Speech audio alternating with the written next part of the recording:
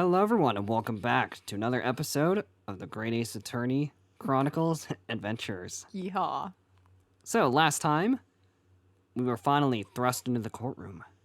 And now, we find ourselves in an awkward position because most of the jury is Hates our guts. they're saying McGilded is guilty. And now it's our McGilded. job to persuade them to pick a different verdict. Then we're just gonna hop right in. Yeah. Let's go. Oh boy. Judicial findings. No. There was no one else inside the carriage at the time, so it has to have been him. I don't even remember the exact voices I gave him. I trust the driver. He has an excellent memory, it seems. 4 passengers with fares totaling 20 pence. Yeah, he stuck Chad next to him just like this. Brazen, I must say. Absolutely brazen. Why do you sound like that? Friggin' weirdo. I have simply typed and collated all the statements made thus far and drawn the logical conclusion. Oh, you can trust the guild. Fair fares is our motto. We haven't raised prices above 4 pence for years. I'm an old lady. The scoundrel stabbing that poor man on the floor. It beggars belief. Wow. I'm gonna have to stop you right there. I'm starting to wish I hadn't pushed for this now. Some of the jurors don't seem to have wonderfully formed arguments, though, do they? Of course they don't. Well, let's see what we can do. We need to get these 6 people to change their minds. I'll have to throw everything I can at them and use very persuasive language. Just a moment, Mr. Naruhodo. What? Nothing, I guess. Look at my tiny book. According to my book, that's not quite how it works. Oh? I thought I was gonna have to bother icy minds with some heartwarming rhetoric about the defendant. Unfortunately, you are wrong. Once the jurors have decided the defendant is guilty, they're unlikely to heed anything the defense says. Well, that's stupid.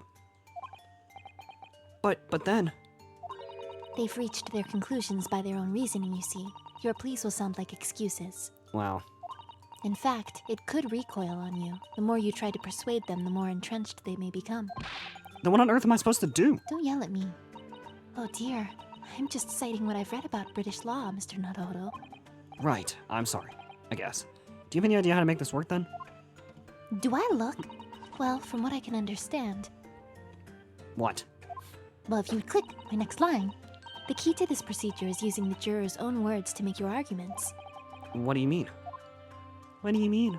What do you mean? Well, the 6 members of the jury are randomly selected members of the public. They may appear to present a united front, but the truth is, they are complete strangers who just happen to find themselves here in the courtroom together. And that's the way to break them down, you mean? Yes, exactly. Got him. Got him. We must listen very carefully to what each member of the jury says, and see if we can identify any contradictory statements. If we can contrast the statements and pit the corresponding jurors against each other. I see. So it's contradictions in what 2 or more jurors say that we're looking for. In a way, then, this is similar to a regular cross-examination. Oh, yes, I suppose you're right. Find contradictions in their statements and pit the jurors against one another to break them down. All right, I might be able to pull this off. No, that's not right. Whoosh. Double slap. I have to pull this off. Can we start proceedings, counsel? I would ask you to take the stand for this. I'm expecting a clear and concise rebuttal. Yes, my lord. Yes, your old fuckness. Your old fuckness. He's got legs. Yeah, finally. The first Ace Attorney character to have legs. Hell yeah. There was no one else inside the carriage at the time, so it had to have been him. No. Already. Certainly, the testimonies we've heard suggest the victim and Mr. McGilded were alone inside the carriage. Yes, precisely my point. But, could there be some other explanation? Something we haven't considered yet? Such as... Your mom? Oh! well, perhaps that's something we could, all work out together now? Now listen here, maybe you don't know how the things work around here because you're from foreign climes. Bitch. But we're here to form our opinions as individuals, and I have. Under no pretense at all. Oh dear, he doesn't appear to be in the mood to consider an alternative point of view, does he? Yeah, he's a boomer. No, I'm going to have to pit the jurors against one another. like Susato-san said. But I'm not going to. Finding contradictions in these 6 people's assertions is the only way I'm going to succeed.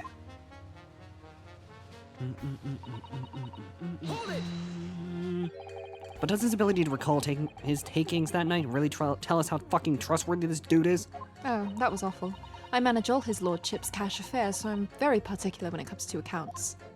I see, said the blind man. A single penny can mean the difference between life and death, after all, can it? Can't it? Motherfucker! That's a saying in your country? My point is, a man who minds his figures is a man who you can trust. Those of us in service would swear to that, sir. Does that bench really need any more polishing? So if the good driver says that he saw Mr. McGilded in the act, I don't doubt him. You should. The only task left to do today is disposing of the rubbish. Now wait a minute. One of the other jurors mentioned something about money, I think. Now would be a very good time to listen carefully to the jurors' statements again, Mr. Naruhodo. No. Okay. If you notice an inconsistency in what 2 different jurors are saying, I should expose by pitting them against each other. Yes, let's see if I can do just that. Do it, player. Come on. Do it! No, you wanted to press on me first. Careful, you could hurt somebody with that. You're a fine one to talk. What is that sword hanging from your waist, fucker? No, that's just my battered soul.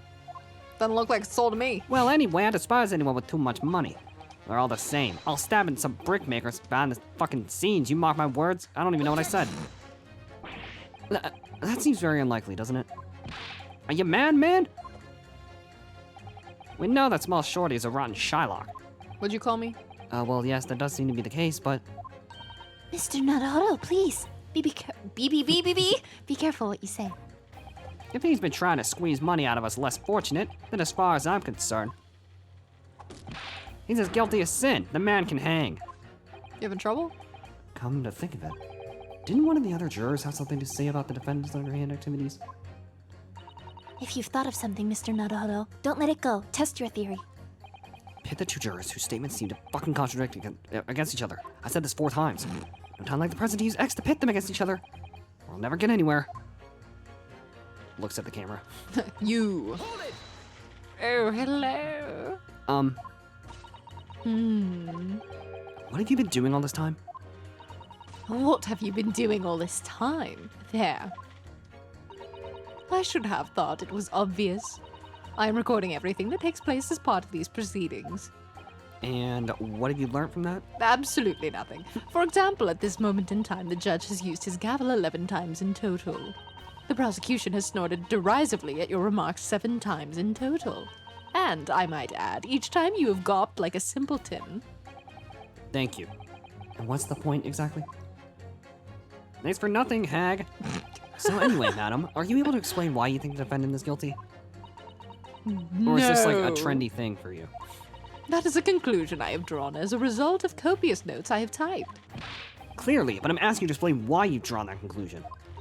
Please don't distract me. It makes it extremely hard to concentrate on my note-keeping. This is going nowhere. I hate old people.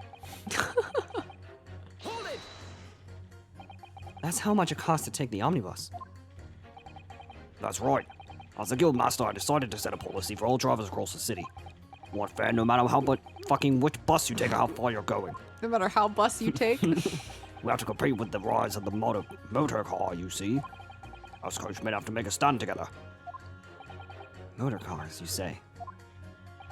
Yes, and this murder on one of our buses is extremely damaging to our cars. It's beyond the pale. It'll lead to a fucking decline in passengers, you mark my words. That's all that rascal's fault, he has to pay. Is it the crime or his buses he's more worried about? Anyway, every member of my guild is reliable and trustworthy. If the driver says he saw him do it, that fellow in the dock is as guilty as sin. Guilty as my nuts. I really think you should stop waving that needle around. You heard what a good coachman said before, didn't you? That hideout man stabbed the poor fellow just like this. That hideout man? Why did I say that? The hideous man. Yes, that is what he said. You're right. Now I'm sad. McGilded Park is such a lovely little place, too. I've always enjoyed resting my legs there while I get on with my knitting. and I had thought that anyone who donated to such a delightful place must be a fine fellow indeed. I suppose I was wrong. Yeah, you were. I usually am. Whoever would have thought he was a miserable, murdering moneylender with not a scrap of remorse? Oh, help. She's as sure could be that he's fucking guilty. The old lady certainly seems to know her mind, doesn't she? No. Okay. Wait. That's my fucking line. So we just need Clearly can't read them either. So we just need to find 2 jurors with contradictory statements and pit them against each other. Which is so much easier said than done. Is that supposed to be Susato's line? Yeah. Okay, his face was moving with it in a way that made me think It's that it was because a big, she's like... voicing his thoughts. Oh, okay. Is that perhaps what you were just thinking? How did you know? I'm a genius. Well, I took the liberty of doing some research in case you happen to find yourself in such a situation. Shall I read what... Oh my god, shall I read what I found out? It is a little long, I'm afraid. Pretty sure it's like tutorial stuff. Or Yeah, I think so too. If I have to rely on advice right from the start, how will I get on later? No, I need to work this out for myself now. Is that perhaps what you were thinking just now? How did you know? Well, that sort of attitude is most admirable, Mr. Naruhodo. I know what I have to do. Let's listen to those assertions one more time and fucking pit them against each other. Alright. Pit you. Oh no! And you. And you? Those 2 statements clearly contradict each other. They do. Explain yourself, counsel. Me? Oh dear, what have I said? I swear Silverblaze's main and fucking name. I have the first idea what you're talking about. What the hell is going on? According to the group testimony we've heard so far, there were 4 passengers on the omnibus on the fucking night in question. And according to the coachman, Mr. Beppo, he took 20 pence in fares. Quite right. I have those precise details typed neatly here in front of me. Good thing I wasn't talking to you. And juror number 5 also told us the following. The fare for the omnibus is always 4 pence. And it is a fair and convenient single price, just the way London's carriages should be operated. But that doesn't add up at all. Do you know basic math? In fact, it leaves a glaring discrepancy in the facts. Why, man, why? I don't know, man. 4 passengers paying 4 pence each if you do the multiplication. It would be 16 pence. Exactly. As I said, it doesn't add up. The figures are different. By 4 pence, in fact. Or precisely 1 person's fare. 1 person's fare? Yes, in other words, on the omnibus that night, it's distinctly possible. There was another passenger we heard nothing about. Good gracious. Stop pointing at me. That's right. This can't be right. The coachmen of the guild are good, honest men, and one and all. Trustworthiness is our watchword. The figures your coachman claims most certainly do not add up. Your watchword, good sir, is a fallacy. Fuck you. I beg your pardon. That was not your line. Mr. Guildmaster, I think you ought to consider that if this trial were to end now, the news will surely spread all over London. That news that one of your coachmen... What? What that the news fuck that is one of your going coachmen... on? The news that one of your coachmen tried to hide the fact that he's let nefarious characters ride his omnibus. All right then, how do I make it so this miserable trial doesn't end? Are you dumb? Tastes like finger. Well, according to my book here, you simply launch a ball of fire into the innocent side of the set of scales. You simply jump into the fire. You do. Now hold your horses there, coachman. We were all in agreement. Why do you have to go and fuck it up? Wait till I get my hands on you, Beppo. Beppo! Fire. Whoopsh.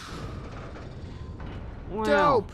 Look at that. That was pretty cool. This is all very irritating. Begging your pardon, sir, I'm going to do the same. What? No. Goodbye. Literally, what are you doing? Fire. Well, for the love of Mike, not you as well. A penny can be the difference between a smile and a tear, after all. I certainly can't put my trust in someone who doesn't follow my exacting standards in financial matters. God damn it! Oh, really? I, for one, think it's only proper that we hear from the witnesses again. I don't want to. Oh, well done, Mr. Naruhodo. You did it.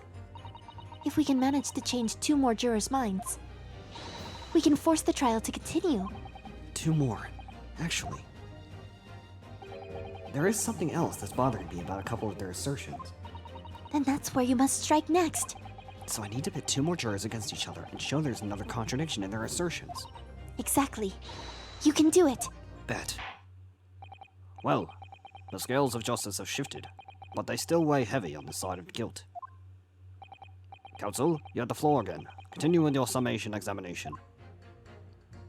Say less, Your Honor. Say less. Oh, fuck. What's up, Stabby? What if I just stabbed her? No! Objection! These 2 statements are completely contradictory. What? Explain, counsel, post haste. Oh, dearie me. I was only knitting a jumper for my other half. What's all this claptrap? What does contradictory even mean, I ask you? Why are you here? We've heard from more than one witness that they all allegedly fucking saw the actual moment at the end of word in there when the defendant stabbed the victim. Now, out of curiosity, juror number 3. What? Can't you see that I'm busy here? No. How would you say the defendant stabbed the victim? What sort of motion was it? Wanna test me, do ya? Alright, lady. It was like this. Stuck the Oh, fella next to God. him without even getting up. It's like the prim banker said. Yes, that was Mr. Fairplay's testimony. Quite true. Now then, juror number 6. Oh, is that me, is it? What can I do for you, young man? How would you say the defendant stabbed the victim, madam? In the balls? Oh, well, dear, I don't know what a balls is, as far as I understand it. It was like this. He stabbed the poor man after he'd collapsed on the floor. The coachman said so. Now don't move. I got a gun. What? Take a look at these 2 jurors. He stuck the fellow next to him without even getting up. And he stabbed the poor man after he collapsed on the floor. Well, I never. Stabbing, totally different directions. What? Bless my stitches! What a muddle! What this tells us is that there's a strong possibility one of the witnesses isn't telling the truth. One of them's a fucking liar. Oh, But why? Why the dick is what they lie? I don't know that yet. But what I do know is that if the trial ends at this point, we may never find out. We may never know the real truth. Not that you guys care. Ladies and gentlemen of the jury, can you really let that happen in all good conscience? lies you say. Oh, dearie me. Fire. I can't abide people telling lies. Yeah. Oh, so pretty. The scales. I don't believe it. Yeah. Time to tip the scales. Fire Emblem joke. Wait. Now hear this, my fellow jurors. I warn you, you cannot listen to this man. Look at him, in his black suit. He's clearly some devious Eastern sorcerer using magic on us all. What? If I can use magic, do you really think I'd be putting myself through all this? Answer me this, Doc Jinx. Excuse me? Me? What exactly is the problem? One of the 2 witnesses have slightly different recollections of events. Those are clearly different. I know, man. What of it? Let's say the Shylock did stab the victim as he was sat next to him on the omnibus, and this young dandy saw him do it. And now let's say the victim collapsed on the floor, and the Shylock stabbed him again, and this old lady saw him do it. Well, what's to say it didn't happen like that, Who are you calling a dandy, sir? Why, I should take this knife to you. I'm gonna fucking kill you now instead.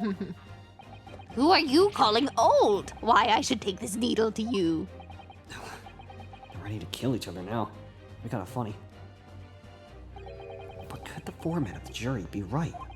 Did the 2 witnesses see 2 different moments of the same crime? No. I think you're dumb, man.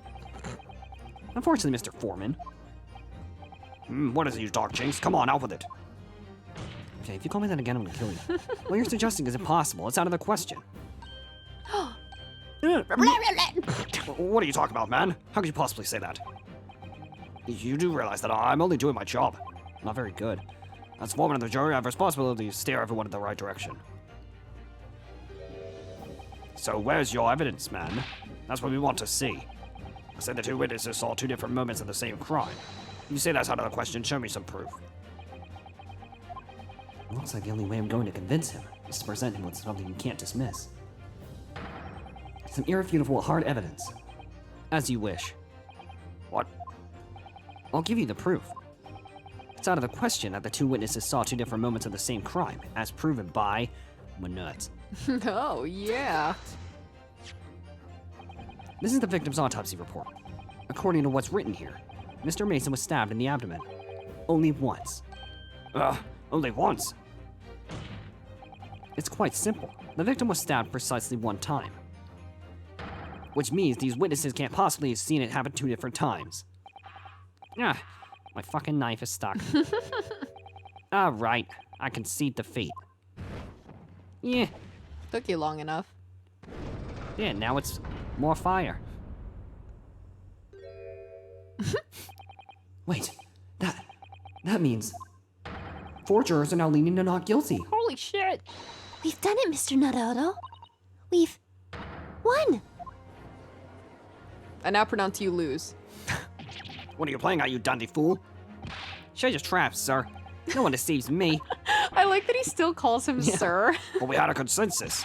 I said shut your trap. Politely. I know a liar when I see one. And if the chap ever dares to cross the threshold of my shop, I'll take this razor-sharp blade and shave every... Bleh.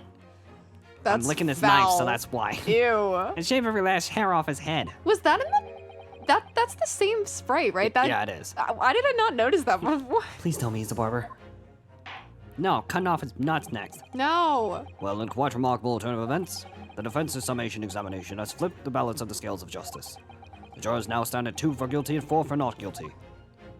Accordingly, there is no longer a large enough majority, majority among the jury for me to, whatever that word is. The trial must continue. Wow. I hereby ask the defense, prosecution, and witnesses to return to their places. And I call upon all of you to continue to pursue the truth. Brock Von Zieks is punching the air right now. He really is. So, Lord Von Zieks, continue to substantiate the case for the prosecution, if you please. Stupid. I need a fucking drink.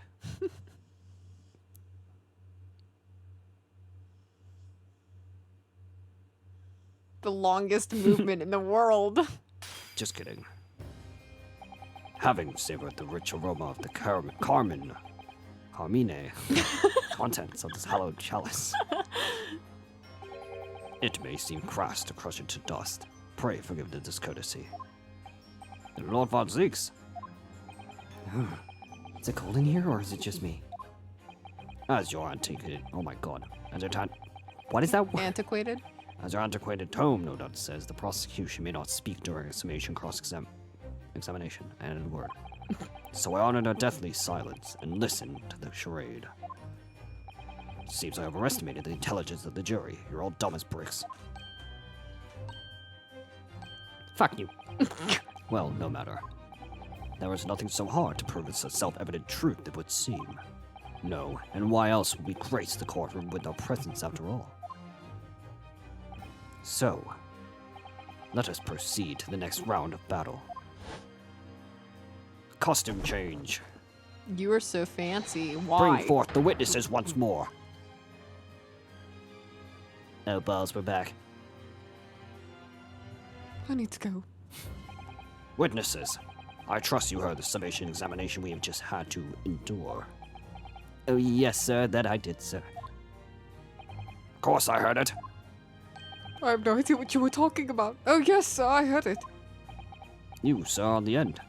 Coachman, I believe it's Beppo. Yes, sir. My lord, sir. If it transpires that in your previous testimony, you were attempting to veil the presence of a 5th passenger on your omnibus, you will be found guilty of perjury. You are advised to bear that in mind, sir. Oh mio Dio. What does that even mean? Now, the witnesses, I hereby call upon you to testify before the court again. You will explain the various misgivings brought to our attention by the defense's summation examination. And if you don't, you fucking die. I'm quaking in my boots. I only carried for 4 passengers that night. I swear it, but. Well, I for one, I was told I had to pay 5 pence for the bus. He fiddled with us on the fare, he did. And then I saw that blood-curdling sight as well. It's all too much. I tell you, I saw McGilded stabbing that man. Everything I said before stands. Oh, yes, he stabbed him. Yes, he did. I think so, yes. Okay. Counsel, make sense for this. Oh my god, make sense of this for me, please. Now. The phantom fifth passenger conjured into existence when my learned Eastern friend never existed. The confusion has arisen from the coachman's sly little cozenage. Beppo, explain yourself. I'm terribly so sorry, Guildmaster. The guild's fare is 4 pence across the board. You know that. And am I to understand that you've been overcharging our passengers by a penny a fare? It's so cold, and the last run of the day is always half empty. Tough luck.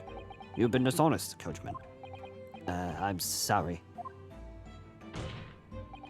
You're a disgrace, Beppo. A disgrace. Your selfish actions have brought dishonor onto the entire guild. If I may, sir. Shut the fuck up. All right. I had to pay 10 pence on the bus just last week. What the fuck? 4 passengers at 5 pence each is, yes, 20 pence. I've done the arithmetic 10 times already, but I just can't make the results come out differently. Alright, don't do that because you're gonna hurt yourself. No, that figures. Don't math too hard. Damn. Well, it would appear that one of the aforementioned misgivings have already been explained. So, counsel for the defense, your cross-examination, if you please. We've already had the pleasure of a protracted summation examination today. I see you intend to continue the parlor games. Yeah, I do. I do. Absolutely. Oh my fucking god. I'm going to kill you. Eat shit, Von Zeeks. I want to die. Alright. I had to pay 5 pence for the bus. He fiddled us on the fare. He fiddled my Filled it butthole. on the fare, dude. This one. You think. Earlier, you testified that you saw the moment when the defendant allegedly stabbed the victim, didn't you?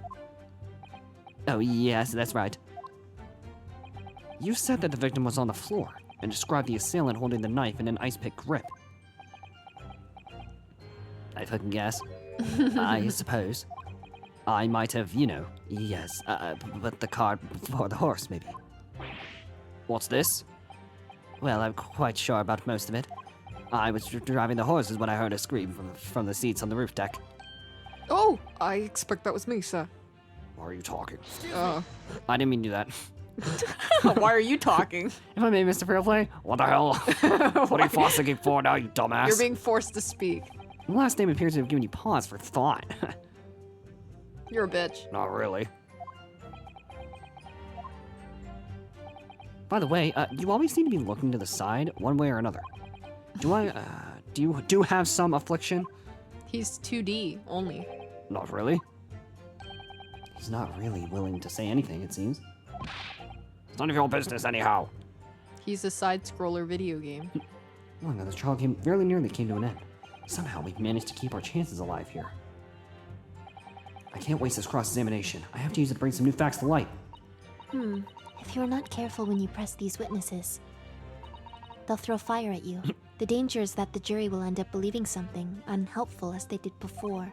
Maybe, but we can't let the fear of that happening stop us from uncovering some important new information. Yes, you're so right. I need to pay careful attention here. I don't want to miss even a flicker of a reaction among these witnesses. Remember, if you happen to spot one of the witnesses reacting in a strange way, don't hesitate to pursue them as to the reason. Balls. Going back. Going along. Yeah, did you really see him stab the guy? Yeah, I did I think. actually. What do you mean you think? I don't know. Oh, okay. When I turned around, I saw it through the skylight. The gentleman was on the floor, and the knife was sticking out of his midriff. That's right, yes, and the fellow holding the handle was the famous man. Yes. So in short, you didn't see the moment when the victim was actually stabbed at all. I really thought that I did, but when I go over it again in my head, no, I suppose I didn't actually see the precise moment of the stabbing, did I? In fact, now that I come to think of it, Excuse me. Just a guy. do you have something to say about that, Mr. Fairplay? Now you listen to me. I know what you're thinking. You didn't really see the exact moment the fellow was stabbed. What are the chances of that? Eh? Are you asking me or telling me? He's getting flustered. I might be able to extract some new information from him if I answer him cleverly. Could you just happen to see the exact moment the crime was committed? No chance. Some days are like that. Well, it is a little hard to believe, certainly. Unless you spend your time peeping through a skylight on the top of an omnibus, that is. Peeping? Well, I'm a respectable city banker, all of you know. And I know what I saw. I remember it all as clear as Ballarat Day. It was a grim scene, I don't mind telling you. Okay. Thank you, Mr. Fairplay. Oh, excuse me, I'm getting a little hot under the collar there, my lord. I would ask you to supplement your testimony with a clear statement about what exactly you saw. Oh, I can do that, all right. I'll tell you just how grim it was. It's pretty bad. Think I'd forget the sight of those blood-soaked hands after that butcher stabbed the man? Blood-soaked hands. Yeah, I'm pretty sure only like one of them are. Yeah, look at that. You're wrong. Dummy. Blood-soaked hands. Well, I admit that soap might be laying on a little thick, but anyway, there was definitely blood all over them. Both of them were covered in it. Well, I'm very sorry I disagree, Mr. Fairplay, but that's more than a little peculiar. What? Here are the gloves worn by the defendant, Mr. McGilded, on the night in question. Oh, yes, right. And there certainly does appear to be a sizable dark-colored stain here. But, as I'm sure you can clearly see, it's not blood, it's shit. No, just kidding. It's only on the right-hand glove. So now we know what hand you wipe with. In short, Mr. Fairplay, your testimony is inconsistent. Ugh. But no, that can't be right. But it is. So you're the liar here then. Ugh. Hey, bitch, that's right. You were quite clear about it. You said it was both hands. Ugh. Mr. Fairplay, if your last statement was a lie, it calls your entire testimony into question. If you say you saw the moment the victim was stabbed, is that really the truth? Objection! Oh shit. Shut up. It was a simple mistake. You can't justify accusing this man of lying. Yes, it was both hands. It wasn't. It was only one. The fact remains. The victim's blood was on the accused. No. No, Mr. Fairplay categorically stated he saw blood all over both hands, which means there's a strong possibility that this witness was deliberately trying to mislead this court. Ah, Garg. why? I'm a city banker, for Pete's sake. My word should be the gold standard. I'm a gentleman, not some gutter snipe. Upstanding members of the society don't prevaricate. He's claiming to have no reason to lie, but is that really the case? Mr. Naruhodo, if we had some evidence to explain why Mr. Fairplay might be lying, it could turn the tide in this trial completely. Something to show this man has compelling reason to lie in his testimony. There's no evidence at all. There never was any. My lord. Yes, counsel. The defense is ready to present evidence. By Jove? Yeah. By Jove, are you sure? Yes, evidence that will clearly demonstrate why Mr. Fairplay had reason to lie in his testimony. Ugh. You screaming is going to help anything. Very well. I hereby call upon the defense to present its evidence. The evidence that demonstrates a motive for the witness's alleged deception of the court. Oh my gosh. Hey, would you look at this? This portfolio must contain all sorts of secrets of London's gentry. Oh dear, do you really think we ought to look inside? Well, it's not as though we know of any London gentry personally, is it? I don't know if it's gentry or gentry. Gentry. Apart from our great detective friend, perhaps. Actually, I wonder. I assure you we will not find Mr. Sholmes' name inside. Oh man, it'd be funny. Well, let's see what we can find. Oh god, it's hideous! Well, I can't even read it. Wow. Gosh, it's crammed full of the gentlemen's names, isn't it? Well, I suppose they're probably not all gentlemen at all, are they? After all, not everyone in this country is well off. Goodness! What is it? Look at this! Do you see this name here? Bruce Fairplay. Should that mean something to me? It does sound strangely familiar, actually. Bruce Fairplay, the witness testifying at this very moment. Oh, yes, of course. The banker. Why is his name in here? God, are you fucking stupid? He borrowed 20 guineas, did he? And look, the repayment date is fast approaching. It's possible that this is just a coincidence, of course. But this could be a very useful piece of information. Ooh, did you see how I saved that line? Wow, yeah, you did somehow. Wow. Saying that. That sounded very suggestive. This is a list of the debtors who owe money to Mr. McGilded. Yes, a list of innocent victims crippled by the accused's extortion. The point is, among the names of these debtors is your name, Mr. Bruce Fairplay. Ugh. He's like, who's that? What? Mr. Fairplay, are you currently indebted financially to the accused? No. No, well, it's barely worthy of being called a debt. According to this ledger, you owe 20 guineas. Not an inconsiderable sum of money, wouldn't you say? Ugh. Well, what of it? Let's suppose Mr. McGilded were to be found guilty of murder. What would become of your debt in that case? These documents state that the loan agreement is forged between two individual parties.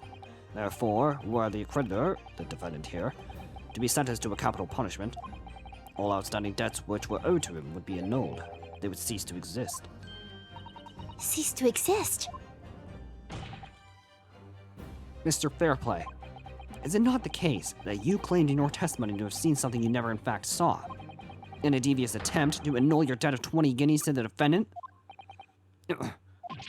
Garg. Damn, you got me. Order! Mr. Bruce Fairplay. Yes, my lord. Let me ask you again. And be aware that your answer may have most serious implications upon your future, sir. Did you or did you not see the precise moment in time which the defendant is alleged to have thrust a knife into the victim? That's not an answer. Your silence speaks volumes. You did not tell the truth in your testimony. All right, now let's not make a melodrama out of this. Perhaps I did overstate the truth a pinch. A pinch? But it makes no difference. I definitely remember seeing blood on McGilded hands. Both of them. Objection! And yet, only one of the defendant's gloves, which we have here as evidence, is stained. So you keep saying. Damn. The fuck do you want? I wonder if I might be allowed to speak, sir. Go ahead, Mr. First. No, just kidding. It was a joke. Well, the thing is, I think I remember seeing it myself as it happens. Seeing what? The blood, sir, on the assailant's hands. I think, yes. I'm almost sure that it was on both of his hands, not just one. What? What? Ow, my head. Owie. Owie. It would appear that we're going to need further testimony from all you witnesses. This time, I would like to know precisely what you did and what you did not see. Do I make myself perfectly clear? Yours. Mr. Naruhodo, this is good news. The course of the trial seems to have shifted slightly at last. Yes. I might finally have a chance to turn things around here. I said that kind of weird. Well, that was really odd. Witness testimony. One of the witnesses really saw. What the wit? And it looks like we'll have to see what the witnesses really saw in the next episode. Holy oh me, oh my. fuck. I think we're about at the halfway point. Yes, we are. So, we're just gonna wrap things up here. So next time on the Great Ace Attorney Adventures, we're gonna cross-examine them again. We're gonna light the judge on fire. Yes. So, as always, if you enjoyed and want to show this series some love and support, you know what to do. Be sure to leave a like, comment, and subscribe. And we'll catch you all in the next episode.